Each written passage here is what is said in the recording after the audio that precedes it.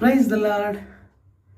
மீண்டும் ஒரு விசை தேவனுடைய வார்த்தையின் மூலமாய் உங்களை சந்திப்பதில் மிகுந்த மகிழ்ச்சி அடைகிறேன். இதனால் வரை கர்த்தர் நம்மை பாதுகாத்து ஜீவனோடு கூட வைத்த ஒரு மற்றற்ற தயவுக்காக ஆண்டவரை நான் முதலாவது ஸ்தோத்திரிக்கிறேன். ஆவியானவர் இந்த காலை வேளையில் நம் கொடுக்கிற அவருடைய வார்த்தை யோசுவாவின் புஸ்தகம் 1வது அதிகாரம் 5வது வசனம்.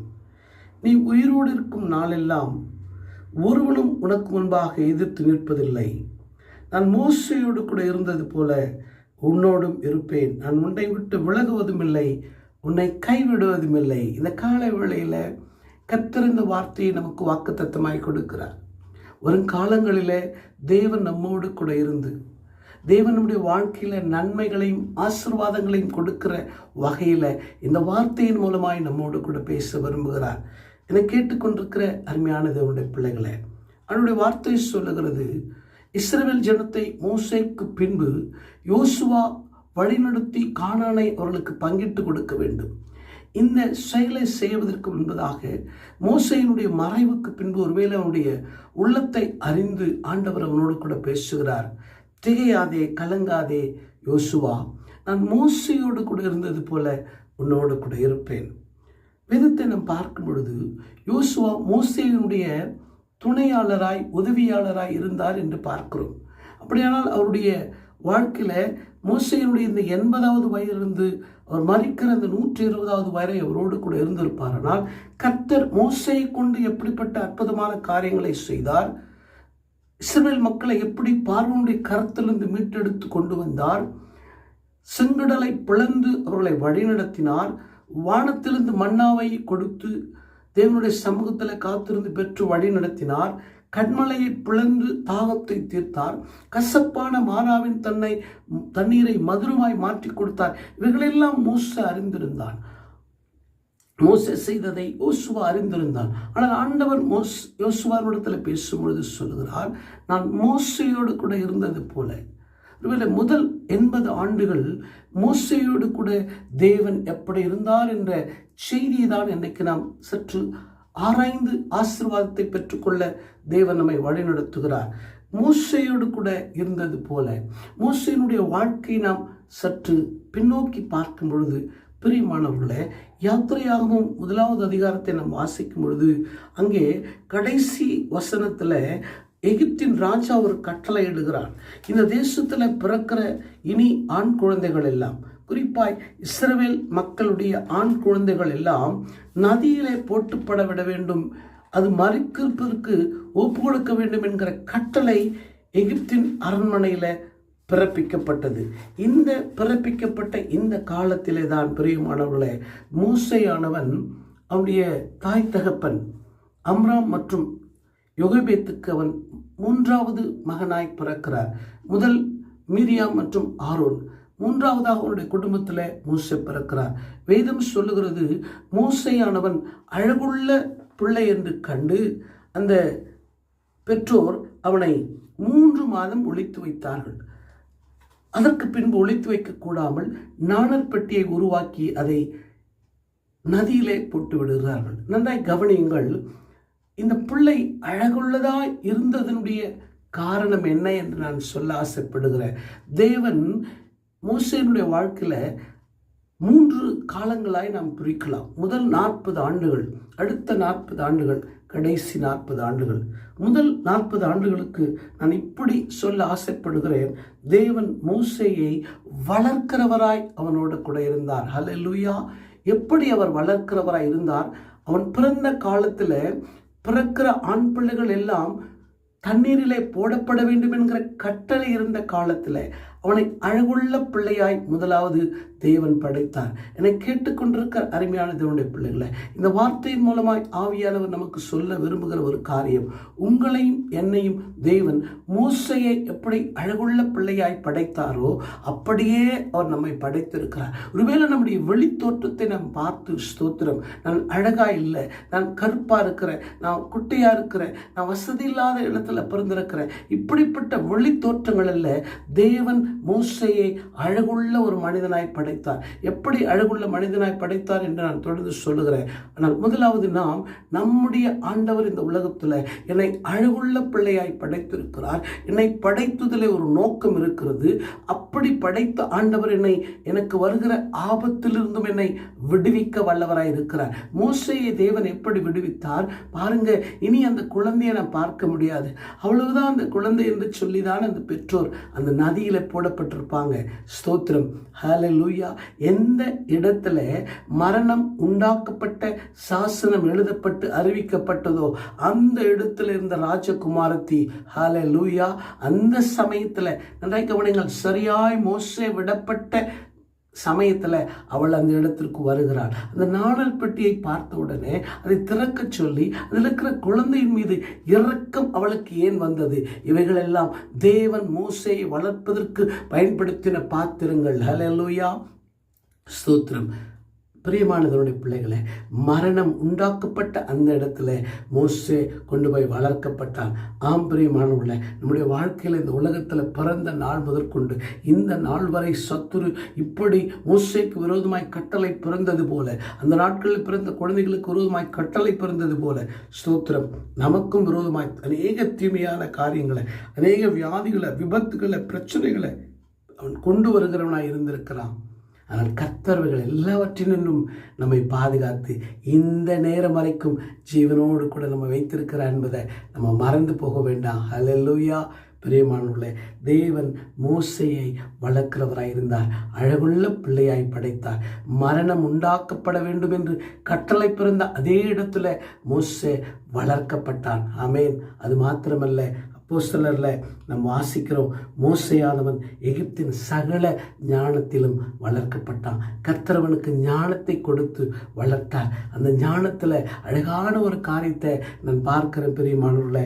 எபிரேயர் புஸ்தகத்தில் நாம் வாசிக்கும் பொழுது மோசேயை குறித்து இப்படி சொல்லப்பட்டிருக்கிறது: அநித்தியமான பாவ சந்தோஷங்களை அனுபவிப்பதை பார்க்கலும் என் தேவனுடைய ஜனங்களோடு கூட நான் துன்பத்தை அனுபவிப்பது நல்லது என்று சொல்லுகிற ஒரு மனிதனாய், கர்த்தருக்காக வைராக்கியமாய் நிற்கிற ஒரு மனிதனாய், கர்த்தருடைய ஜனங்களோடு கூட பாட அனுபவிப்பது தான் எனக்கு மேலானது, மாறாக இந்த எகிப்தின் அரண்மனை வாழ்க்கை எனக்கு அவசியமில்லை என்று சொல்லுகிற, நல்ல முடிவெடுக்கிற, அதன்படி தன்னை ஒப்பு கொடுக்கிற மனிதனாய் தேவன் வளர்த்தார். ஆம் பிரியமானவர்களே, இந்த நாள் வரை உங்களையும் என்னையும் தேவன் இவ்விதமாக நல்ல பிள்ளைகளாய், நல்ல மனிதர்களாய் வளர்க்கிறார். அவர் வளர்க்க விரும்புகிறார் என்பதை இந்த வார்த்தையின் மூலமாய் நாம் அறிந்து கொள்ள வேண்டும்.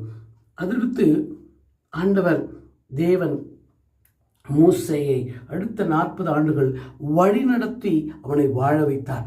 முதல் 40 ஆண்டுகள், ஹல்லேலூயா, மோசேயை தேவன் வளர்க்கிறவராய் இருந்தார். ஞானத்திலே வளர்த்தார், ஆவிக்குரிய குணங்களிலே வளர்த்தார், அழகுள்ள பிள்ளையாய் வளர்த்தார், சகல அறிவிலும் அவனை வளர்த்தார். இரண்டாவதாக தேவன் அவனை வழிநடத்தி வாழ வைத்தார். எப்படி வழிநடத்தினார்? பிரியமானவர்களே, அந்த 40வது ஆண்டு முடிகிற சமயத்தில் அங்கே சில சம்பவங்கள் நடக்கிறது. எகிப்தியன் ஒருவன் இஸ்ரவேலனை கொலை செய்கிறான். இஸ்ரவேலர் இருவருக்குள்ளாக சண்டை வருகிறது. இதெல்லாம் பார்த்தவன் நன்மை செய்கிற மனிதனாய் மோசே அங்கே செயல்பட்ட பொழுது தான் அந்த எகிப்தியனை கொன்ற காரியம் வெளிப்பட்டு விடுமோ, அது நிமித்தமாய் தன்னை எகிப்தின் ராஜா கொண்டு போடுவானா என்று சொல்லி அவன் பயந்து, ஸ்தோத்திரம், நன்றாய் கவனிங்கள், இந்த செய்திக்கு பயந்து அவன் மீதியான் தேசத்து வனாந்தரத்துக்கு நேராய் ஓடினான். நன்றாய் கவனிங்கள், குழந்தையாய் இருந்த பொழுது கட்டளை பிறந்த இடத்திலே தேவன் அவனை பாதுகாத்தார். அப்படியானால் இந்த இடத்திலும் இந்த பிரச்சனையின் மத்தியிலிருந்து அவனை தேவன் பாதுகாக்க முடியும். ஆனால் இந்த சூழ்நிலையை தேவன் உன் வாழ்க்கையில் அனுமதித்து அவனை வனாந்திரத்துக்கு நடத்தி கொண்டு போகிறார். ஹல்லேலூயா. ஏன் தேவன் வனாந்திரத்துக்கு நடத்தி கொண்டு போகிறார்? பிரியமானவர்களே, தேவன் இந்த உலகத்தில் நம்மை படைக்கும் பொழுது கணவன் மனைவியாக குடும்பமாக தேவன் உருவாக்கத்தான் படைத்திருக்கிறார். ஒரு சந்ததியை தேவன் உருவாக்கினார். எதற்காக? பரிசுத்தமுள்ள சந்ததியை உருவாக்க என்று வேதம் சொல்லுகிறது. அப்படியானால் இந்த சந்ததி மோசேக்கு, ஆமென், ஸ்தோத்திரம், அவனுக்கென தேவன் உருவாக்கி வைத்திருந்த சிப்போரால் எகிப்து தேசத்தில் அல்ல, இஸ்ரவேல் மக்களிடத்தில் அல்ல, அவள் மீதியான் தேசத்து, ஆமென், ஆசாரியனுடைய மகளாய் இருந்தான். அந்த இடத்திற்கு மோசே வழி நடத்தப்பட்டான். பிரியமான தேவனுடைய பிள்ளைகளை, இந்த சத்தத்தை கேட்கிற அநேக வாலிப பிள்ளைகளுக்கு நான் சாட்சியாய் சொல்ல விருப்பப்படுகிறேன். உங்களுடைய வாலிப வயதில் நீங்கள் செய்ய வேண்டிய மிக முக்கியமான ஒரு ஜெபம், ஆண்டவரே, எனக்கென நீர் வைத்திருக்கிற வாழ்க்கை துணையை பாதுகாத்து நல்ல மகளாக நல்ல மகனாக எனக்கு நல்ல துணையாக உம்முடைய தீர்மானத்தின்படி உம்முடைய திட்டத்தின்படி என்னை வாழ வைங்க ஆண்டவரே என்று நீங்கள் சொல்லி ஜெபிப்பீர்களானால் மோசேயை வழிநடத்தின ஆண்டவர் அல்லேலூயா உங்களையும் நேராய் வழிநடத்தி உங்களுக்கென தேவன் உருவாக்கி வைத்திருக்கிற மகளோடு கூட உங்களை வாழ வைப்பார். நடந்தது என்ன? மோசே ஓடி ஓடி ஓடி ஓடி போய் மீதியான் வனாந்தரத்தில் களைப்படைந்தவனாய் தாகம் நிறைந்தவனாய் ஒரு தண்ணீர் துறவண்டையில் உட்கார்ந்திருக்கிறான். கர்த்தர் சரியாய் அந்த நேரத்தில் அவருடைய மனைவியாகிய கெர்சோமும் அவருடைய சிப்போராலும் அவருடைய சகோதரிகளும் அங்கே வருகிறாங்க. சரியான நேரத்தில் ஆண்டவர் கொண்டு போய் விடுகிறார். பிரியமானவருடைய பிள்ளைகளை, மோசேயுடைய வாழ்க்கையில் தேவன் அவனை வழி நடத்தி அவனை வாழ வைக்கிறார். வாழ வைக்கும் பொழுது அந்த வனாந்திர வாழ்க்கையில் அவனுக்கு பிறக்கிற குழந்தைக்கு கெர்சோம் என்றவன் பெயரிடுகிறான். அவனுடைய பொருள் என்ன? அந்நிய தேசத்தில் நான் பரதேசியாக இருக்கிறேன், நான் ஒரு அனாதையாக இருக்கிறேன், எல்லாரையும் இழந்து தனிமையாக இருக்கிறேன். ஹல்லேலூயா, ஸ்தோத்திரம். இப்பொழுது தான் ஆண்டவர் அவனோடு கூட பேசுகிறார். அடுத்த 40 ஆண்டுகளில் அவனை உலக வாழ்க்கையில் அவனுக்கு துணையோடு கூட இணைத்தது மாத்திரமல்ல, நித்தியமான ஆண்டவர் அவனோடு கூட பேசுகிறார். ஹல்லேலூயா, ஸ்தோத்திரம். பெரியமானவர்களே, ஆண்டவர் முட்செடியில் மோசேயோடு கூட இடைபடுகிறார். மோசே, உன் பிதாக்களுடைய தகப்பன் நான், உன் பிதாக்களுடைய தேவன் நான், உன்னோடு கூட இருக்கிறேன். நீ தனிமையாக இருக்கிறேன்னு சொல்லாத, நீ பரதேசியாக இருக்கிறேன்னு சொல்லாத, நான் உன்னோடு கூட இருக்கிறேன். என்னுடைய பெயர் என்ன என்று அவன் கேட்கும் பொழுது, நான் இருக்கிறவராகவே இருக்கிறேன், உன் பிதாக்களோடு கூட இருந்தது போல உன்னோடு கூட இருக்கிறேன். ஸ்தோத்திரம். அதற்கு பின்பு ஆண்டவருடைய தரிசனத்தை அவர் விளக்கி காண்பிக்கிறார். ஸ்தோத்திரம். நன்றாய் கவனியுங்கள். அவன் ஓடி போய் சேர்ந்த இடம் வேதம் சொல்லுகிறது ஒரே பர்வதம் மட்டும். இந்த ஒரே பர்வதம் என்பது இன்றைக்கு தேவன் தெரிந்து கொண்ட ஸ்தலமாய் இருக்கிறது. தாவீது விரும்பின ஸ்தலமாய் இருக்கிறது. சாலமோனை கொண்டு தேவன் கட்டின அந்த ஆலயத்தின் ஸ்தலம் ஓரேப் என்று எழுதப்படுகிறது. ஹல்லேலூயா. பிரியமான தேவனுடைய பிள்ளைகளே, அப்படியானால் அடுத்த 40 ஆண்டுகளில் உலக வாழ்க்கையை தேவன் மோசேக்கு கொடுத்தது மாத்திரமல்ல, ஸ்தோத்திரம், ஆவிக்குரிய அனுபவங்களையும் ஆவிக்குரிய தரிசனங்களையும் தேவன் அவனோடு கூட பேசுகிற காரியங்களையும் அவனோடு கூட இடைப்பட்டார். என்னை கேட்டுக்கொண்டிருக்கிற அருமையான தேவனுடைய பிள்ளைகளை, இந்த காலை வேளையில் ஆண்டவர் நம்மை பார்த்து சொல்லுகிறார், நான் மோசையோடு கூட இருந்தது போல உங்களோடு கூட இருக்கிறேன். ஹல்லேலூயா. இந்த வார்த்தை யோசுவாவுக்கு கொடுக்கப்பட்டது. யோசுவா, நான் மோசையோடு கூட இருந்தது போல நான் உன்னோடு கூட இருப்பேன். ஆனால் இன்றைக்கு கர்த்தர் நமக்கு இன்னும் ஆழமாய் சொல்லுகிறார், நான் மோசையோடு கூட இருந்தது போல, யோசுவாவோடு கூட இருந்தது போல நான் உங்களோடு கூட இருப்பேன். ஹல்லேலூயா. யோசுவாவோடு கூட எப்படி இருந்தார்? ஆண்டவர் இவள் எல்லாம் சொல்லி அவனை திடப்படுத்தி அனுப்புகிறார். வேதம் சொல்லுகிறது, கர்த்தர் அவனுக்கு வாக்கு பண்ணினபடியே அவன் எந்த தேசத்துக்கு விரோதமாய் போனானோ தேவன் தெரிந்து கொண்ட எல்லா பட்டணங்களையும் அவன் வெற்றி பெற்றான். அவனுக்கு முன்பாக ஒருவனும் நிற்க முடியவில்லை. ஹல்லேலூயா, ஸ்தோத்திரம். அப்படி அவன் போகையில் வேதம் சொல்லுகிறது, தேவனுடைய மகத்துவங்களை மோசேயோடு கூட இருந்து கற்றுக்கொண்டது மாத்திரமல்ல, தேவன் மோசேயோடு கூட நான் இருந்தது போல நான் உன்னோடு கூட இருப்பேன் என்று சொல்லி வாக்கு கொடுத்த ஆண்டவருடைய அந்த பலம், அந்த ஞானம் யோசுவாவுக்கு உண்டாதனால வேதம் சொல்லுகிறது, அவன் சூரியனுக்கு அவன் கட்டளை கொடுக்கிறான், தரித்து நில் என்று சொல்லி அவருடைய சத்தத்துக்கு சூரியன் கீழ்ப்படிந்து நின்றது. அப்படிப்பட்ட ஒரு நாள் இல்லை என்று வேதம் சொல்லுகிறது. பிரியமானவனுடைய பிள்ளைகளை, தேவன் மோசேயோடு கூட இருந்தது போல யோசுவாவோடு கூட இருந்ததுனால அவன் சூரிய சந்திரன்களுக்கும் கட்டளையிட்டான். அப்படியானால் உங்களோடும் என்னோடும் தேவன் இருக்கிறார். இந்த நாட்களில் தேவன் நம்மை கொண்டு செய்கிற காரியம் பெரிதாயிருக்கும் என்று நம்புங்கள், விசுவாசியுங்கள். காரணம், அவர் மோசேயோடு கூட இருந்தது போல நம்மோடு கூட இருக்க விரும்புகிறார். அவர் யோசுவாவோடு கூட இருந்தது போல நம்மோடு கூட இருக்க விரும்புகிறார். யோசுவாவுடைய கடைசி வார்த்தைகளை சொல்லி நான் ஜெபிக்க ஆசைப்படுகிறேன். பிரியமானவர்களே, நானும் என் வீட்டாரும் வென்றால் கர்த்தரையே சேவிப்போம். ஹல்லேலூயா, ஹல்லேலூயா. மோசே தனிப்பட்ட மனிதனாய் தேவனோடு கூட வாழ்ந்தான். அவருடைய பிள்ளைகள் குடும்பம் தேவனோடு கூட எப்படி இருந்தாங்கன்றது நமக்கு எழுதப்படலை. ஆனால் யோசுவா சொல்லுகிறார், நானும் என் வீட்டாரும் என்றால் கர்த்தரையே சேவிப்போம். இப்படி சொல்ல காரணம், இந்த உலகத்தை படைத்தாண்டவர் அவனோடு கூட இருந்தார்.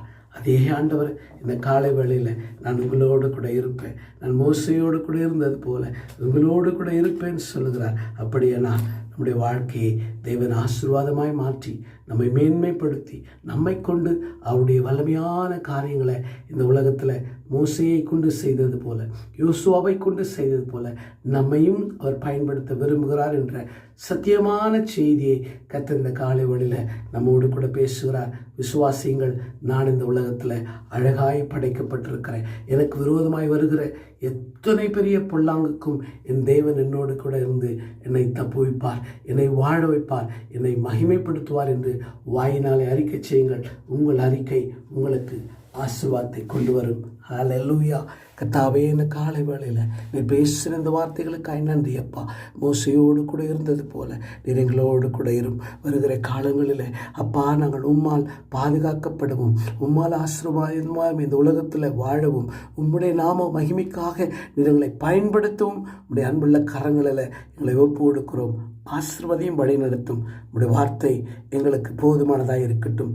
யோசுவாவோடு கூட இருந்தவர், மோசையோடு கூட இருந்தவர் எங்களோடு கூட இருப்பீராக. இயேசுவின் நாமத்தில் பிதாவே, ஆமேன். God bless you. கர்த்தர் நிச்சயமாக எங்களோடு கூட இருந்து வழி நடத்துவாராக. ஆமேன்.